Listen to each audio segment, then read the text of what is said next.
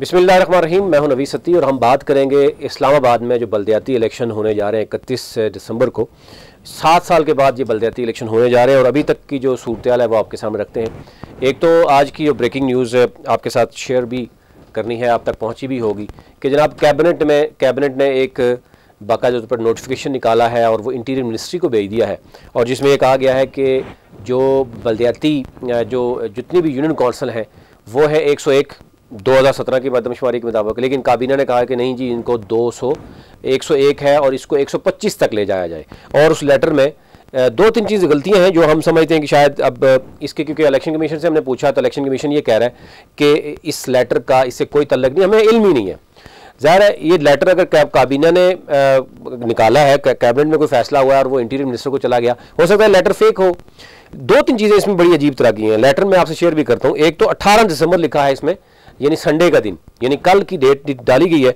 दूसरा इसमें एक और ब्लंडर किया गया है, लिखा हुआ है कि इनके आबादी जो लिखी गई, the population of Islamabad has been increased to 205 million. तो शायद अंग्रेजी लिखने वालों को ये नहीं पता चला 205 मिलियन होता कितना है। यानी चलो आप समझते हैं कि ठीक है, आबादी जो है, जो पहले कहा गया कि तकरीबन 2.5 मिलियन 2.1 मिलियन यानी 21 लाख आबादी है, या आप ये कह दें कि चलो 2.5 मिलियन है, 25 लाख आबादी है, लेकिन आप ये लिख दें 205 मिलियन। तो एक तो ये ब्लंडर इसमें नजर आ रहा है, दूसरा डेट का है, तीसरा ऊपर लिखा हुआ है सीक्रेट है। ये कॉपी जो है वो दिखाई गई है, मैं आपसे शेयर भी करता हूँ, लेकिन जेन्युइन भी हो सकता है, मैं ये नहीं कह रहा। लेकिन इलेक्शन कमीशन कह रहा है कि इस लेटर का हमारे साथ कोई लेना देना नहीं है और हम बिल्कुल मेरिट पे इलेक्शन 31 दिसंबर तक करेंगे। हमारा अखराजात हो चुके हैं। जो यूनियन कौंसिल 101 यूनियन कौंसिल में उम्मीदवार हैं वो मैदान में हैं।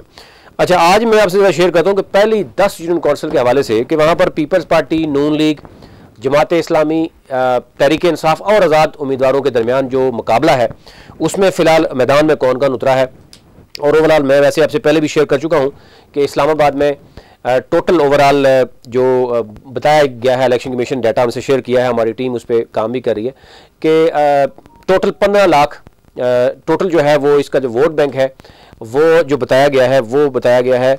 मेरे ख्याल से मैं एक मिनट चेक कर लेता हूँ। और एक जो पोलिंग टोटल स्टेशन बताए गए हैं वो बताए गए हैं 1040 के करीब, और पोलिंग बूथ जो होंगे 3000 के करीब, और 10,115 वोटर बताए गए हैं इस्लामाबाद में। इतना वोट बैंक है। अच्छा, आबादी जो शो की गई है वो शो की गई है यानी 21 लाख और 10 लाख जो वोटर शो किया गया। अब इसमें कुछ सवाल पैदा होते हैं कि इस्लामाबाद के शहरियों के जो बच्चों की तादाद है, तो क्या वाकई ऐसा ही है कि हर घर में सिर्फ 2 ही लोग हैं, एक वोटर है और एक वोटर नहीं है।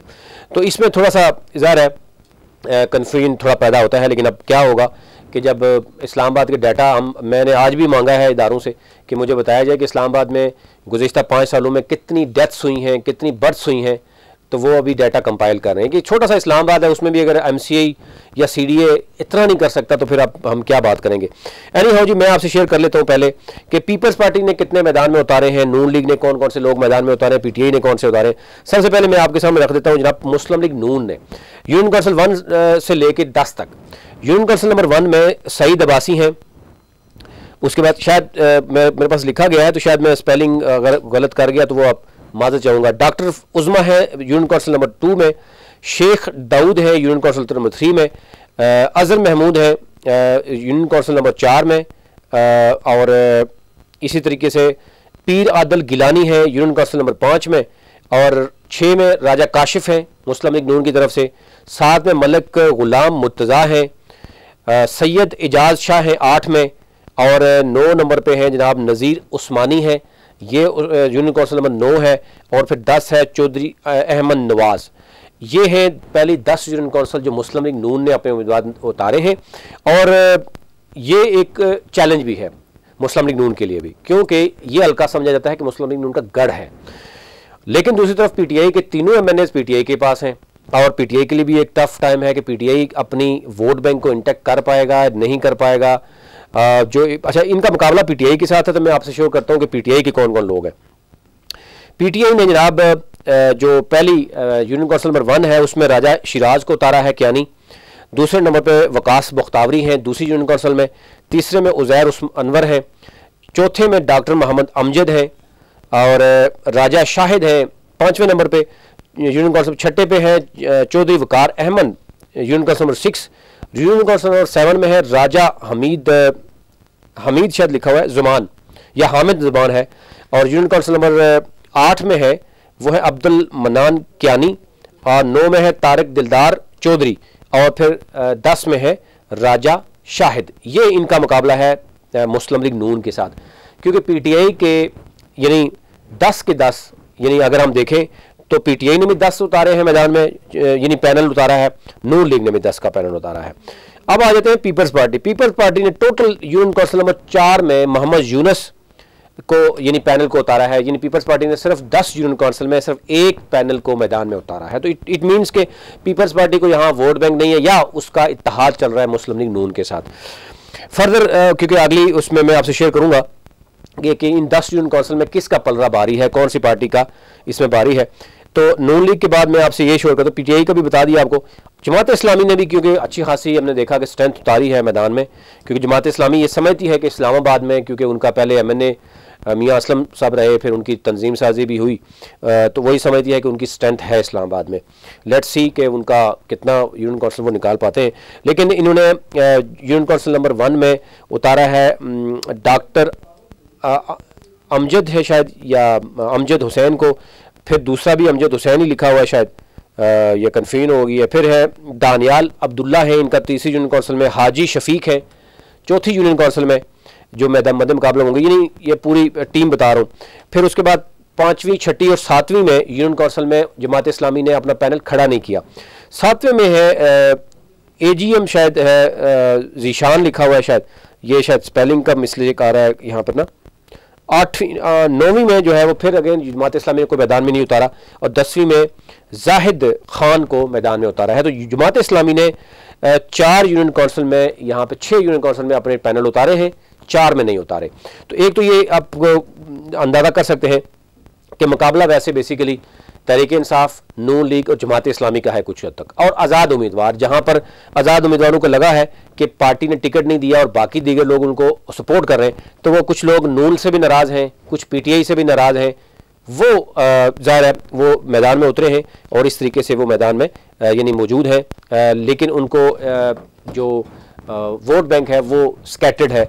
देखना यह होगा कि आज़ाद उम्मीदवार, लेकिन देखा जा रहा है कि आज़ाद उम्मीदवार 101 यूनियन काउंसिल में से अगर 15-20 सीटें भी वो निकालने में कामयाब हो जाते हैं तो एक अच्छी खासी स्ट्रेंथ बनेगी, और जिसके साथ भी मिलेंगे वो अपना मेयर लेके आ सकते हैं, क्योंकि उनका फैसला कुन मरहला जो होता है, हमने लास्ट टाइम भी देखा कि पीटीआई ने, नून लीग ने 22 निकाले थे, 14 जो है वो शायद आज़ाद उम्मीदवार थे और 17 के करीब शायद पीटीआई के पास थे।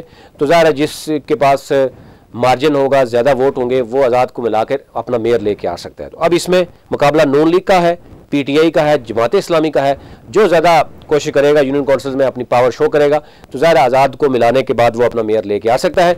बात ये हो रही है कि क्या पीटीआई अपना वोट बैंक को बचा पाएगा। इस्लामाबाद जो उनके पास तीनों एमएनएज हैं, वफाकी वज़ीर भी रहें, बात ये भी हो रही है कि असद उमर साहब टाइम नहीं दे रहे, वहाँ उनके हल्के में NH-51 में नाराज़गियाँ हैं बहुत ज़्यादा, वो लोगों को टिकट तकसीम नहीं किया गया, जिसकी वजह से वो दूसरे लोगों को सपोर्ट कर रहे हैं। नून लीग में भी कुछ हद तक के ये मामला है, लेकिन नून लीग ने ये देखना है कि पीडीएम की गवर्नमेंट जो बात हो रही है कि जनाब 27 किलोमीटर में है, तो अगर नून लीग यहाँ पर, पीपल्स पार्टी यहाँ पर या इत्तेहादी यहाँ पर हार जाते हैं मेयर लाने में, तो फिर जो एक मोरली उनके पास स्ट्रेंथ नहीं बचेगी, शायद मोरली वो वीक हो जाएंगे। इसलिए ये कहा जा रहा है कि कैबिनेट में ये फैसला किया गया कि किसी ना किसी तरीके से इस इलेक्शन को रोका जाए, जिसकी वजह से ये कोई नोटिफिकेशन हुआ है, लेकिन इलेक्शन कमीशन इसको ऑन नहीं करा। तो इसलिए हम भी समझते हैं कि अभी इस पर बात नहीं करनी चाहिए। लेकिन अगर इलेक्शन कमीशन के पास कल कोई ख़त आ जाता है जनाब कि हम इलेक्शन नहीं करवाना चाह रहे या डिले है, या 115 यूनियन काउंसिल को फ़ौरन किया जाए, 125 यूनियन काउंसिल की जाए,